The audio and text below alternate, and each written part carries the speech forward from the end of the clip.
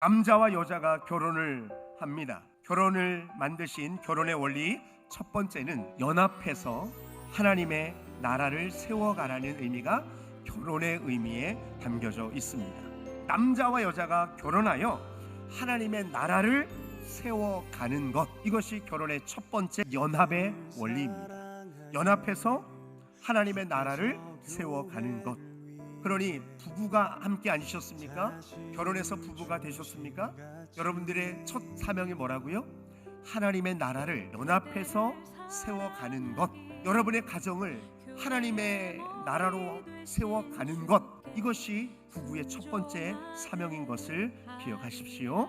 두 번째 결혼의 원리는 친밀한 관계를 누리라는 것입니다. 하나님과 사람의 관계가 친밀한 것처럼 남편과 아내의 관계도 이렇게 친밀한 관계가 되고, 특별히 결혼이라는 제도를 통해서 이 친밀감을 누리도록 하나님께서 결혼을 허락해 주신 것입니다. 그러나 여러분, 결혼하신 분들이라면 부부끼리만 친밀감을 누려야 하는 것입니다.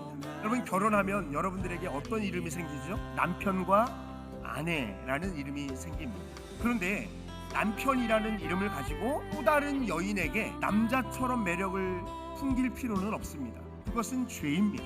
이해되시나요? 여러분, 아내의 이름을 가졌는데 내 남편 말고 다른 남자에게 아내의 이름을 가지고 다른 남자에게 여자의 매력을 보이려고 한다는 것은, 그것은 범죄입니다. 하나님께서 기뻐하지 않으시는 것이죠. 아내로서의 매력, 어머니로서의 매력, 성도로서의 매력을 어필해 내도록 하나님 앞에서 하나님께 어필하도록 힘써야 될 부분이 바로 여러분들이죠. 그 방향이 다른 남자에게, 다른 여자에게 향하면 그것은 하나님이 기뻐하시지 않는 죄란 말입니다. 여러분이 결혼하셨다 그러면 내 인생 끝났네, 이제 재미없네, 이게 아니라 하나님께서 아주 특별한 친밀함으로 여러분을 결혼이라는 제도를 통해 여러분을 초대해 주시고 부부와 친밀한 관계를 맺을 수 있고, 그리고 그 관계를 통하여 자녀를 낳아 아버지와 어머니의 이름을 갖추며, 또 그 자녀가 장성해서 결혼을 하면 또 장모님, 장인어른의 이름을 갖고, 손주가 태어나면 할아버지, 할머니의 이름을 갖는 것.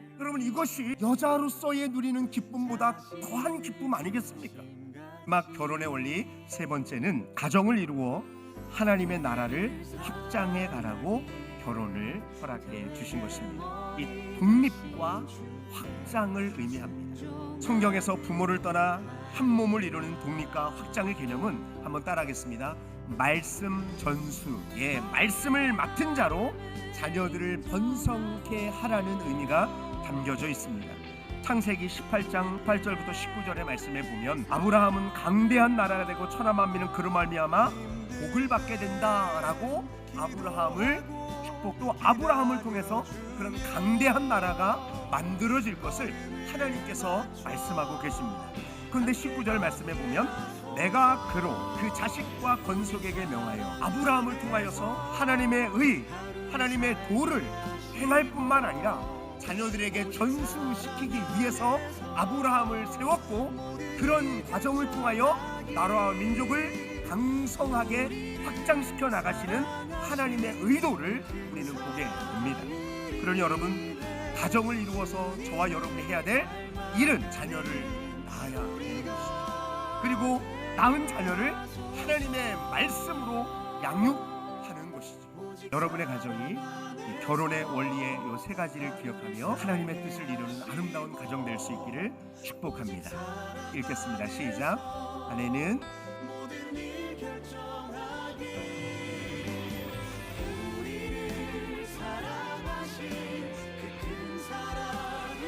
할렐루야, 할렐루야.